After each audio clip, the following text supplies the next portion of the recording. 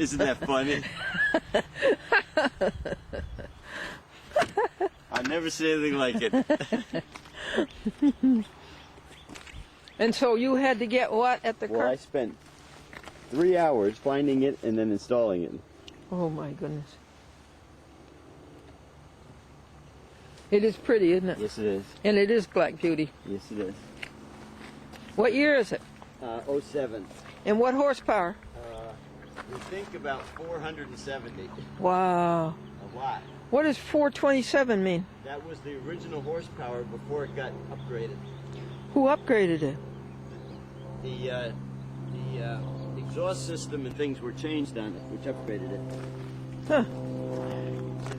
This race team does such good work that it's still under full Ford warranty. It is? Yep. So I go to Rhinebeck Ford and they service it just as if it were a regular Mustang. But it's far from it. Oh. It's real nice inside. You can actually, somebody See can... my co-pilot? Oh yeah, I've known him for a long time. Yeah. You actually can seat somebody in the back? Oh yeah. And it's got a gigantic trunk. And the rear seats fold down so they can put things real long in it. Oh really? Yeah, Yep. that is a nice feature. And that's for you. I found it when I was walking Penny the other day. What's for The me? cross. Oh, you found the cross where? When I was walking Penny. Oh. Isn't that nice? Yes. In the name of the Father, the Son, and the Holy Ghost. Isn't that Amen. nice? Yes, thank you. Oh, that was out on the soccer field? Might have been on the golf course or one of those. We don't have to be back at 6:30. You sure? Yeah, but you're going to take me to the church before you leave. No, I guess we gotta get your bag.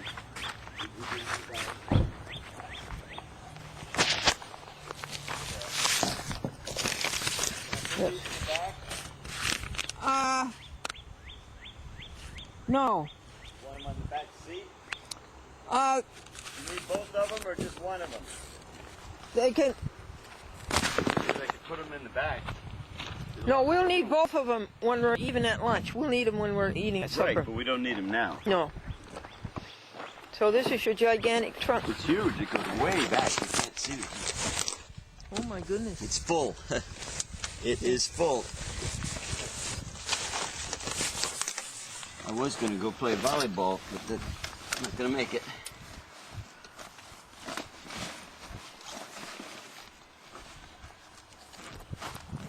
There. It doesn't sit so low, so you don't have to fight it. No, that's better. Yes, it is. The seat belt is quite a ways back here. It's not attached to the seat.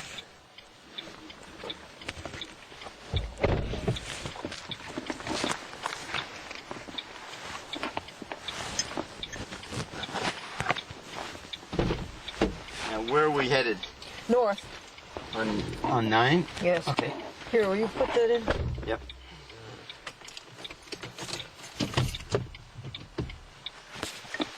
Your jacket's hiding it. There you go. Thank you. Well, let's hear it. Start up. You won't have any trouble hearing it. If you thought the Corvette had power, it's like a lamb. This is the lion.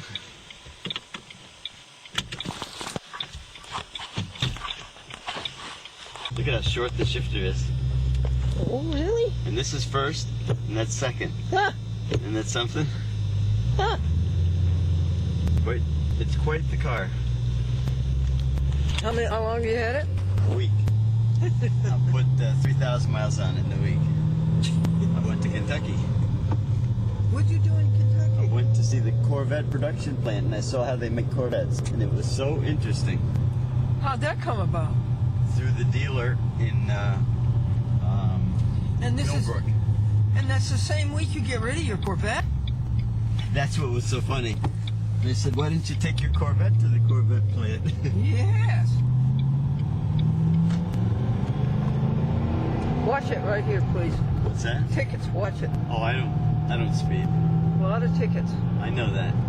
I see the cops pulling people over all the time when I come up here. Oh, you do? It's a speed trap. Yeah, I know. It's just like the Taconic, except they're local cops. good at setting the cruise control so I don't. We are going to dine at Pie. Oh, that's the name of it? P-I-E? No, just Pie. P-I. Oh, P-I. Oh, my. The Greek letter. I should have stopped in front of that.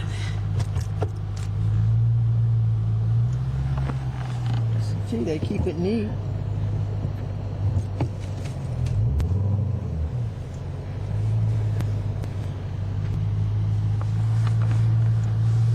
Hi. This is the book, Something of Love by Franklin. And we're going to read the poem about lilacs. Franklin Buell. Now the cone-shaped perfume of the lilac is in bloom, from tufts of purple or white, wafting fragrance of delight. First traces of color squint, from small buds that make spring's hint. Each unfolds its very heart, to give new flowers their start. On warm, bright days the beauty wells, in rainy times it really swells. As the freshening water dances, clusters stretch to full-grown stances. Then green leaves are only background, in every bush all cloaked and crowned, with sweet springs of petaled glory, a scented poem of Maytime's story. Bruce Bergman. Thank you, Bruce. Isn't that nice? This was a pork substitute, and it's called Tender Bits, and it's made from grain. There's no soy in it. It's all grain. And sweet sauce. Yes, and I asked Pie to build us a dinner around it, and I said Bruce will like mashed potato, I'm sure of that. And this is what she did, and it is delectable. There. Every little bit's gone.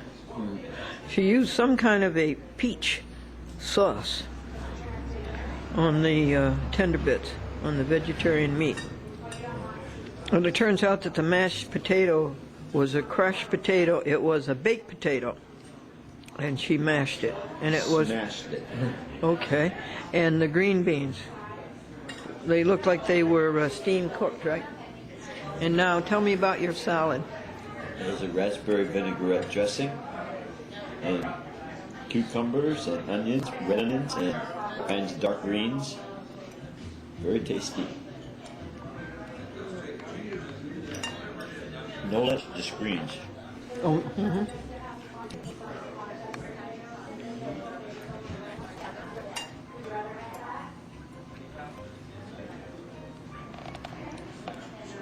Bruce is upset that Yankee Stadium is going to be taken down and a new stadium built right next to it because it's the house that Ruth built. And they're going to have fewer fan seats and more corporate boxes.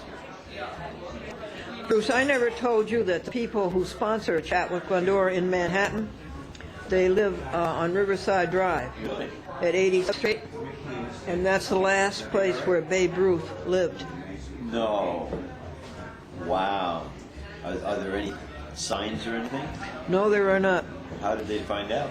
Well, because they've lived there something like 25 years. Wow. Their name is Seymour and Eleanor Ruth. Amlin. That's neat. I have to teach Ruth to stop drinking Diet Pepsi and all these diet things. Really that have, drink it all. well, every time I take you out, you do. And just drink water. I'm so sorry I didn't bring you something. It doesn't look too thin. Oh, she's hungry. She's telling you she's hungry. Pretty baby. You're so lovely. Yeah. Yeah. Thank you. You're so lovely. Oh, you're so lovely. A long-haired redhead. You want me to hold you, don't you? Yeah, you want me to hold you. Yes, you want me to hold you. And you singing, aren't you? Yeah. You singing. Oh, I should have brought you something to eat. She took my hand and asked me to pet her. You have such a pretty tail with a white fluffy spot on the end.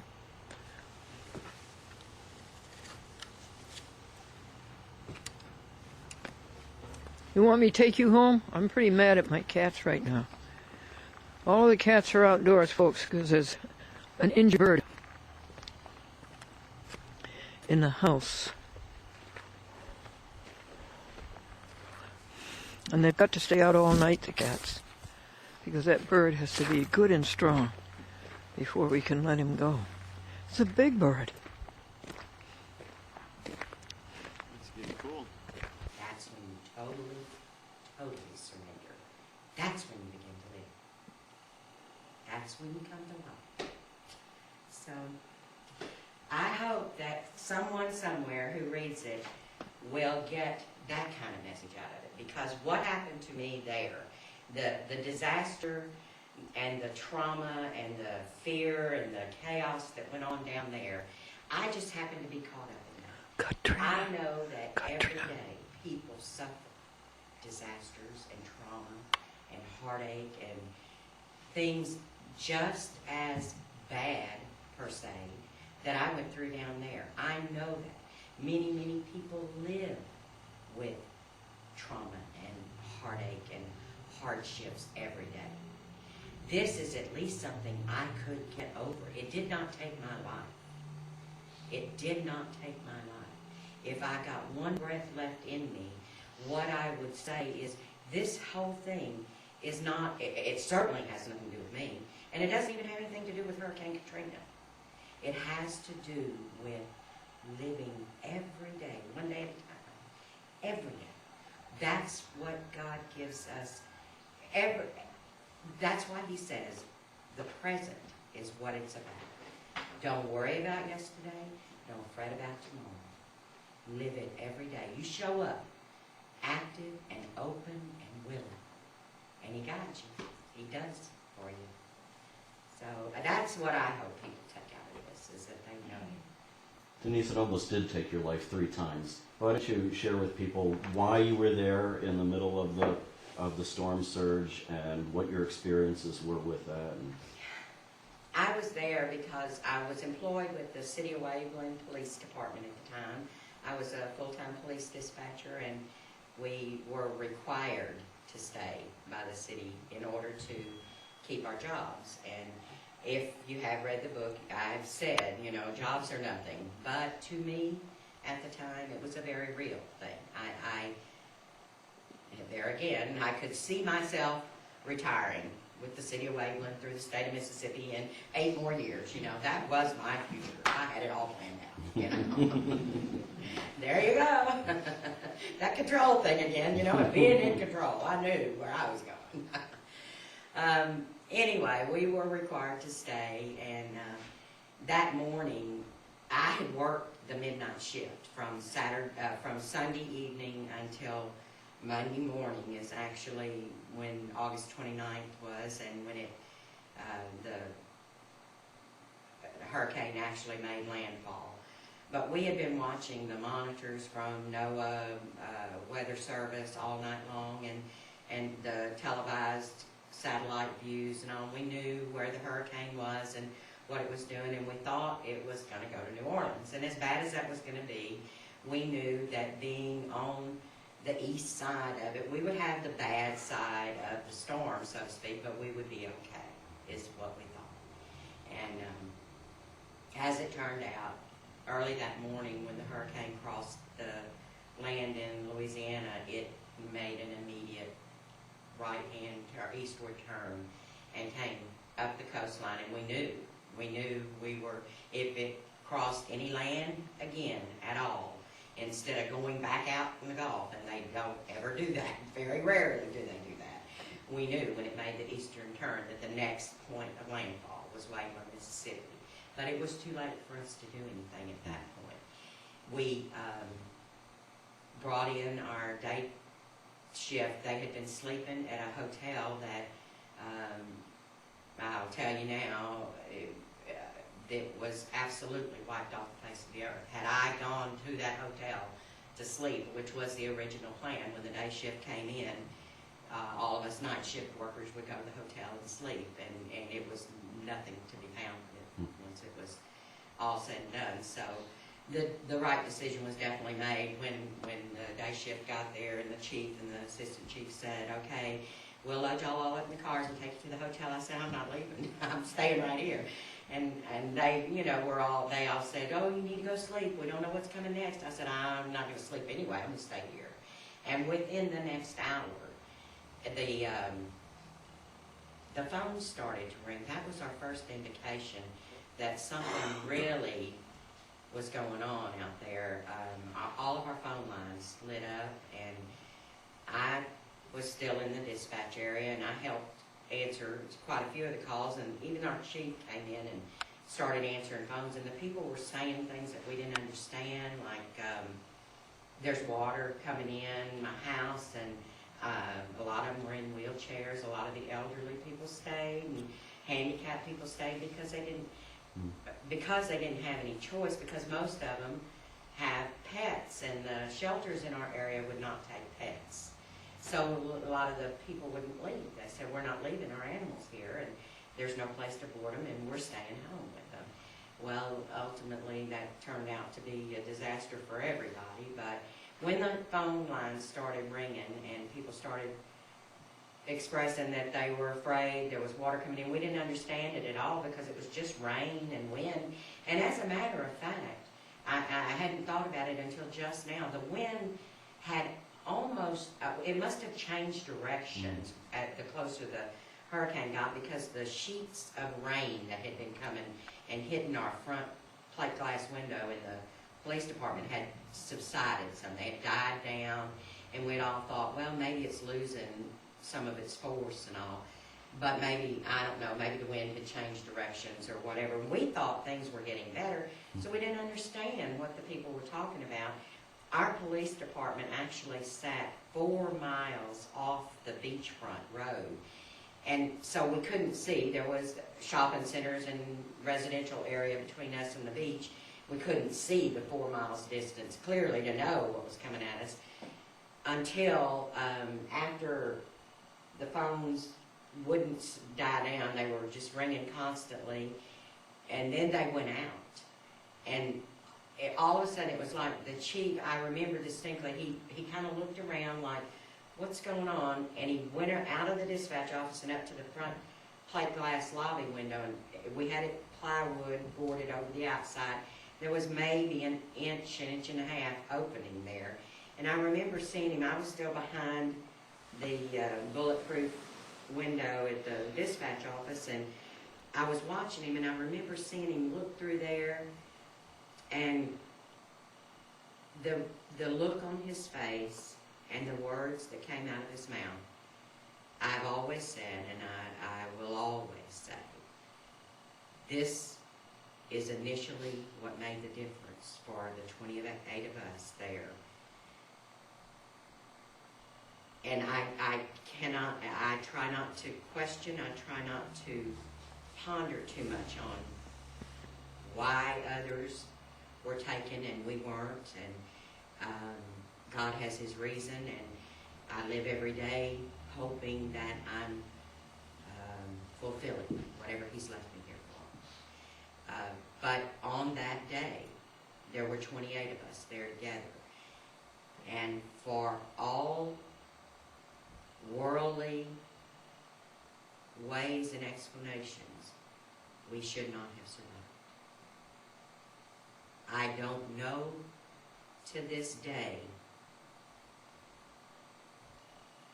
how, other than I say to you, no other way, but by the grace of God. And I will always give my chief credit for that, simply because, and let me preference this a little bit with a description of my chief. He stood 1.5 times as tall as I am, and he would have had to turn a little bit to get down this center aisle, and his arms would have wrapped 2.5 times around, and he was southern through and through, and burly and mean and rough and tough, but he played the organ in his church, and he had since a little boy. And that was a side of him that not many people knew at all. Every now and then, we were fortunate enough to see that side That's the side that was there and present that day when he peeked through that window. He could have shrunk down to that little bitty boy whose feet wouldn't touch the floor from the organ bench in his sincerity, and I know how deep it came from in him. I know how sincere it was because I heard it, and I saw it, and I felt it.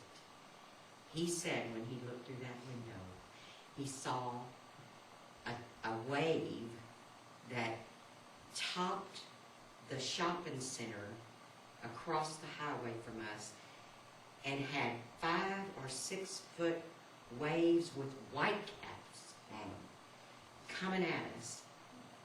And what I saw from behind that window was, I almost can visualize it even today. I can almost feel it. I think that I saw his knees buckle, and he said, "Oh my God." And at that very moment, I know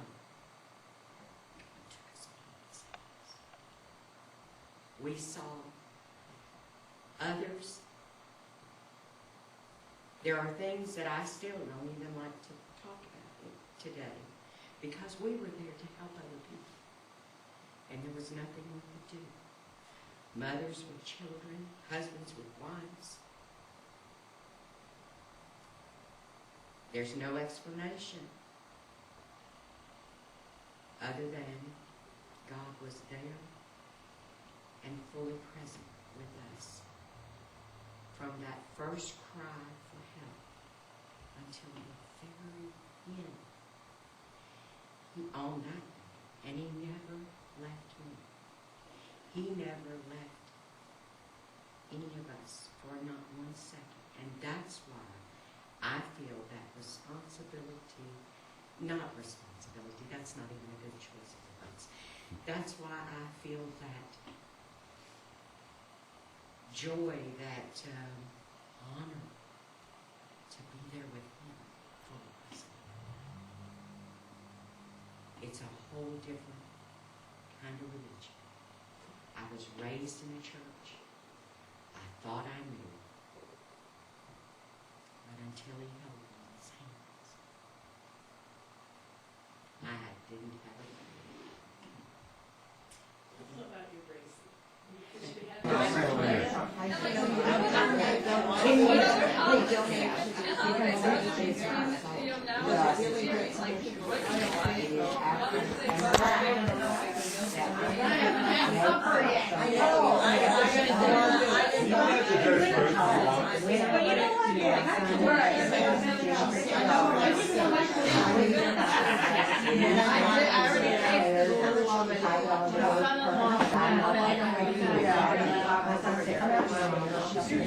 Yeah, don't get any taller down here.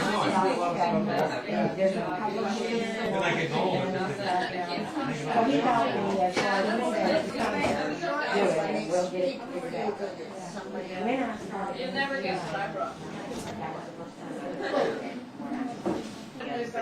Krista, how is Denise related to you? Denise is my daughter's mother-in-law. My daughter. Oh, your daughter's mother-in-law. Yeah. She is. Oh, that's right. Hi, Delaney. Good afternoon. This is Joe Cronin out here in Lindenhurst, Long Island. Beautiful Long Island. It's weather is great, and everything is moving along. I want to thank you very much for the call. I tried to get a hold of you last Friday night, but I must have been something wrong with the phone or something. I don't know. I couldn't get through. Anyway, the program that they put on was number 4841-9. Very, very good program again. I was in contact with Diane Bennett. What a nice lady. She's very nice. I told her over there at Cablevision, and she called me back. We had a nice conversation.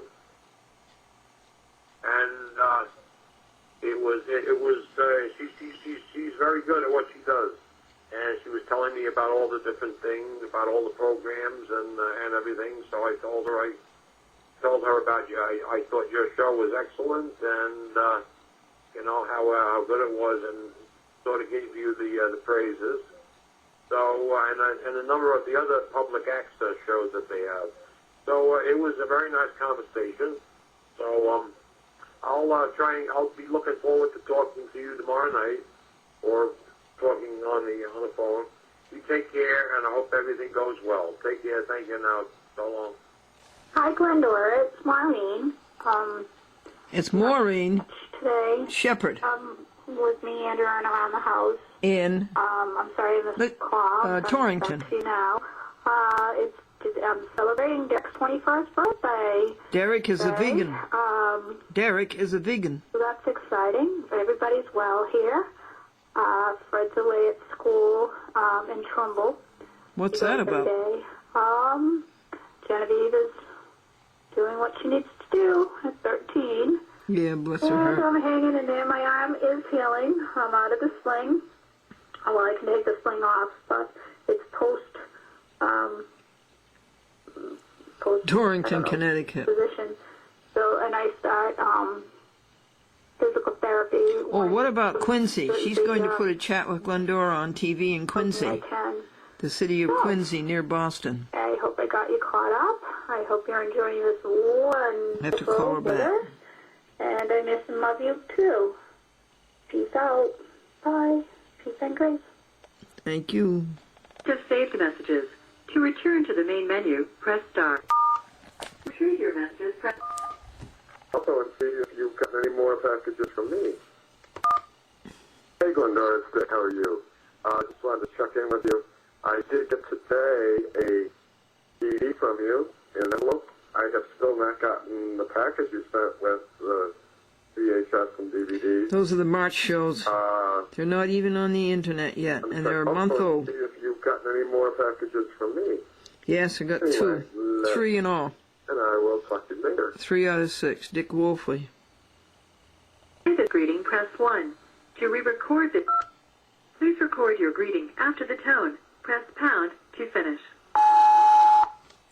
The young lady said to the young man on their first date, she said to him, "Did anybody ever tell you how wonderful you are?" And he says, "No."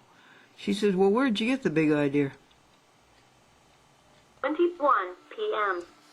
Oh, Glenn, this is Jim Talbot. I just got your message. Beverly Hills. Jimmy Talbot, I should. Beverly Hills, And, California.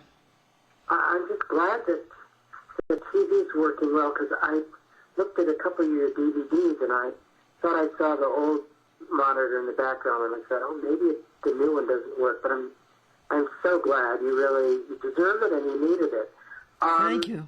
And I'm glad you're doing the research on the, on the cable outlet here. And of course, as soon as you lock in with someone, I'll be happy to take them over there, wherever it is. It can be anywhere in the general LA area. That's fine.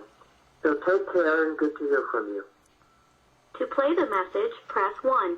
To say message That's deleted. Jim Talbot in There Beverly are Hills, no more California. messages. He's a little boy who watched a chat with Glendora 60 years ago. Route 9 going north. Amidst flowering crab, weeping cherry, brand new leaves, tender green, magenta,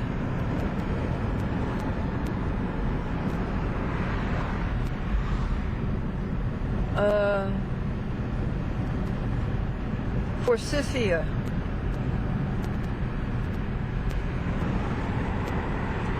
and I will inform you that the aerosol has lost the game. For 2 days in a row, they're trying to cover this guy and missed it up. They failed yesterday and they're going to fail today. You see them trying so hard? They put an X, 2 X's right above my house. There. Magnolia. There's my church. Again, Reformed Church. There's where I slaved so hard in the office. Azalea at its peak. But now we've got to find out about Hattie's Oclivia. Okay, thank you.